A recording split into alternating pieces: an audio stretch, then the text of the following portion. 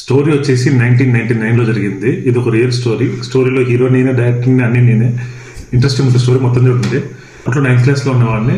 9th క్లాస్లో మనకి అప్పుడే ఆంటర్ప్రినర్ ఐడియాకి వచ్చి ఇచ్చే పాకెట్ మనీ సరిపోవట్లేదు, మనం ఇంకే విధంగా చేయాలి, ఎక్స్ట్రా మనీ సంపాదించాలి అని చెప్పి మా ఇంట్లో మంచి పందెం కోళ్ళు ఉండేవి, పెద్ద కోళ్ళు, పుంజులు.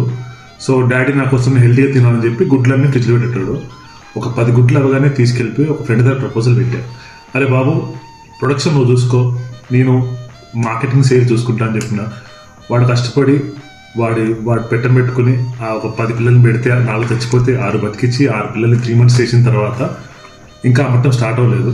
ఇంకొంచెం 5 months దాకా వెయిట్ చేద్దాం అని చెప్పి 5 months దాకా కష్టపడి వెయిట్ చేసి దానికి ఫీడు, ఇన్వెస్ట్మెంట్, టైము, సైకిల్ మీద అటు ఇటు తిరుగుడు అన్నీ చేసిన తర్వాత ఫైనల్గా రియలైజ్ అయిన ఫ్యాక్ట్ ఏంటంటే మనమైతే అమ్మలేము అని ఏం చేసిన అంటే ఫస్ట్ డాడీకి చెప్పిన. డాడీ ఇట్లా నీకు తెలియకుండా ఇట్లా చేసిన అంటే I'm really proud of you better, నీకు ఇప్పుడే ఇంత బిజినెస్ ఐడియాస్ వస్తున్నాయంటే you definitely I'm really proud of you అని చెప్పి ఇప్పుడు ఏం చేయలేడంటే మొత్తం తెచ్చే బ్యాచ్ని కోడి పెట్టేది పాఠం లేడు, తెచ్చేసి పెట్టేసిన. ఫుడ్, షెల్టర్ నాది, నా నెట్వర్కింగ్ చేసుకుని అమ్మేసుకో అని చెప్పాడు.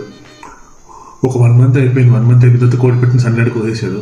ఏంటంటే ఇట్లా వదిలేసినావు అంటే మనదే కదరా, ఏం కాదు, బిజినెస్ పార్ట్లే కదా, మిగతా నువ్వు చూసుకో, మిగతా నువ్వు పుంజులున్నాయి కదా అన్నాడు.